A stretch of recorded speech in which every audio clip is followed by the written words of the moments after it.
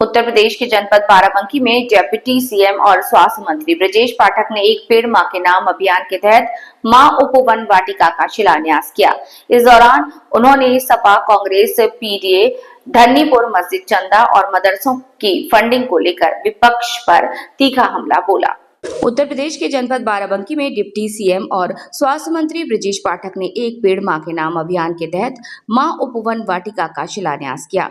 उत्तर प्रदेश के उप मुख्यमंत्री और स्वास्थ्य मंत्री ब्रजेश पाठक ने रविवार को बाराबंकी जिला अस्पताल परिसर में आयोजित कार्यक्रम में एक पेड़ मां के नाम अभियान के तहत मां उपवन वाटिका का शिलान्यास किया। इस दौरान उन्होंने पौधारोपण कर पर्यावरण संरक्षण का संदेश दिया। कार्यक्रम के तहत जिला अस्पताल परिसर में लगभग 150 फलदार और औषधीय पौधे लगाए गए हैं। कार्यक्रम में स्वास्थ्य विभाग के वरिष्ठ अधिकारियों, जिला प्रशासन और जनप्रतिनिधियों की मौजूदगी रही। इस अवसर पर डिप्टी सीएम ने पर्यावरण संरक्षण को जन आंदोलन बनाने की अपील की और कहा कि प्रत्येक व्यक्ति को अपनी मां के सम्मान में कम से कम एक पौधा अवश्य लगाना चाहिए। एक पेड़ मां के नाम अभियान के तहत लगाए गए 150 पौधे जिला अस्पताल परिसर स्थित पैथोलॉजी विभाग के पास विकसित की जा रही मां उपवन वाटिका में फलदार और औषधीय पौधों का रोपण किया गया। स्वास्थ्य मंत्री ब्रजेश पाठक ने कहा कि वृक्ष केवल पर्यावरण की रक्षा नहीं करते, बल्कि आने वाली पीढ़ियों के लिए स्वस्थ भविष्य की नींव तैयार करते हैं। उन्होंने कहा कि जलवायु परिवर्तन और बढ़ते प्रदूषण के दौर में पौधारोपण सबसे बड़ा सामाजिक दायित्व है। सरकार प्रदेश भर में व्यापक स्तर पर पौधारोपण अभियान चला रही है और इसमें आम जनता की भागीदारी बेहद जरूरी है। पौधारोपण कार्यक्रम के बाद मीडिया से बातचीत करते हुए उप मुख्यमंत्री ब्रजेश पाठक ने समाजवादी पार्टी और कांग्रेस पर जमकर निशाना साधा। उन्होंने आरोप लगाया कि रामलला मंदिर निर्माण के समय इन्होंने गोलियां चलवाई। सुप्रीम कोर्ट में शपथ पत्र देकर कहा कि भगवान राम के जन्मस्थान का कोई प्रमाण नहीं है। अब वही लोग भगवा चोला पहनकर और बहरूपिया बनकर केवल वोट हासिल करने के लिए जनता को गुमराह करने का प्रयास कर रहे हैं। उत्तर प्रदेश में एक पेड़ मां के नाम एक बहुत बड़ा महाअभियान प्रारंभ हुआ है, जो सुबह 7 बजे से प्रारंभ होकर सायंकाल 7 बजे तक चलेगा और उत्तर प्रदेश में 35 करोड़ से अधिक पौधे लगाकर के कीर्तिमान स्थापित करने का लक्ष्य माननीय मुख्यमंत्री योगी आदित्यनाथ जी ने तय किया है। पूरे देश के पैमाने पर मैं कह सकता हूँ 17 से अब तक जो वन क्षेत्र है उसको बढ़ाने में हमारी सरकार ने सफलता हासिल की है। मैं उत्तर प्रदेश के प्रत्येक नागरिक से अपील करता हूं, हमारी सरकार के इस महाअभियान में हिस्सा लेकर के उत्तर प्रदेश को हरित प्रदेश, पर्यावरण की दृष्टि से पूरे राष्ट्र में नंबर 1 का प्रदेश बनाने में अपना योगदान दें।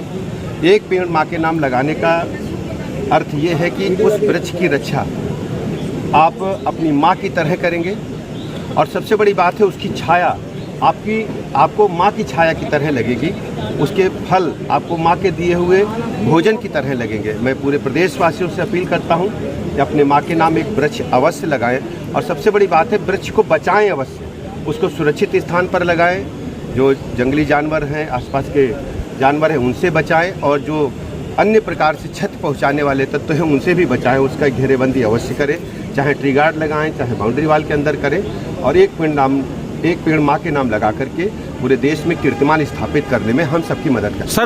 सर बाराबंकी में आपका 5वां बार विजिट है, लेकिन अब जब से नए सीएम साहब यहाँ पे 4 संभाले काफी बदलाव हुआ है। सर क्या लगता है कि ये और जरूरी है बदलाव के लिए? हेल्थ डिपार्टमेंट है, रोड डिपार्टमेंट है, ये कुछ ऐसे विभाग हैं जो लगातार सुधारात्मक प्रक्रिया अपनाते हैं और हम लगातार आगे बढ़ रहे हैं। आज प्रदेश में हेल्थ इंफ्रास्ट्रक्चर हमारा बहुत बेहतर हुआ है और उससे भी बेहतर करने के लिए हमारी सरकार प्रतिबद्ध है। कल बाराबंकी में जो है कांग्रेस और समाजवादी पार्टी के लोग जो है बाबा सरस्वती आज यहाँ आ रहे हैं और आप जानते क्या कहेंगे? इनसे पूछो जा करके कि अगर इतने सनातन धर्म की आपको चिंता है तो आप एक बार जरा जो अयोध्या धाम में प्रभु रामलला का मंदिर बन रहा था, इन लोगों ने गोलियां चलवाकर से लेकर के और सुप्रीम कोर्ट ने एफिडेविट भी दिया कि भगवान राम यहाँ पैदा हुए हैं, इसका कोई प्रमाण नहीं है। और आज ये भगवा चोला छद्म रूप धर करके बहुरूपीय बन करके मैं कह सकता हूँ केवल वोट हासिल करने के लिए, लोगों को दिग्भ्रमित करने के लिए इस प्रकार का कृत्य कर रहे हैं। आप अच्छी तरह जानते हैं कि जब बाबरी मस्जिद के निर्माण के लिए धन्नीपुर में ज़मीन आवंटित हुई तो वहाँ पर भी चंदा एकत्र हुआ था कि नहीं हुआ था? आप लोग बताओ, अखबार में भी आया था। एक लाइन समाजवादी पार्टी कांग्रेस ने पूछा उस चंदे का क्या हुआ, उस चंदे का कहाँ उपयोग हुआ? और सबसे बड़ी बात है जो हमारे मदरसे चल रहे हैं पूरे प्रदेश में चल रहे हैं, देश में चल रहे हैं, उसमें फंडिंग कहाँ से आ रही है, उसमें जो गलत कृत्य, अवैध कृत्य हो रहे हैं, मौलाना मौलवी लोग अक्सर अखबारों में आता, उसके बारे में कभी एक प्रश्नवाचक चिन्ह इन लोगों ने लगाया हो। केवल तुष्टीकरण की पॉलिटिक्स है और केवल वोट की राजनीति है। भारतीय जनता पार्टी सबका साथ, सबका विकास, सबके विश्वास के आधार पर जन जन को जोड़ करके माननीय मोदी जी की गरीब कल्याण योजनाओं के माध्यम से प्रदेश और देश को आगे बढ़ाने का सर क्या चंदा चोरी पे क्या बीजेपी का वोट फॉल होगा? ये छद्म लोग हैं, बहुरूपीय हैं, इनका कोई मतलब नहीं सनातन संस्कृति। भैया लखनऊ का कल एक वीडियो वायरल हुआ था जिसमें लोक बंधु का हमने पूरी जांच कराई है, पूरी तरह से फैब्रिकेटेड वीडियो था वो, और जांच करके हमें रिपोर्ट आई है, उसमें हम कार्रवाई करें। बसपा ने चुनावी संकनात कर दिया है 5 सीटों पर। देखिए, सभी को चुनावी व्यवस्था में भाग लेने का अधिकार है, और आप भी इसमें जानते हैं कि सबको जो चुनाव समय आता है सब लोग अपने घरों से निकल कर अखिलेश की पीडीए, भारतीय जनता पार्टी पूरे 5 साल चुनाव जनता के बीच में रह करके काम करके लड़ती है। अखिलेश के पीडीए भी मुकदमा भी नहीं हुआ, FIR नहीं हुआ, आप हम जांच अधिकारी नहीं है ना, अभी जांच अधिकारी से पूछो।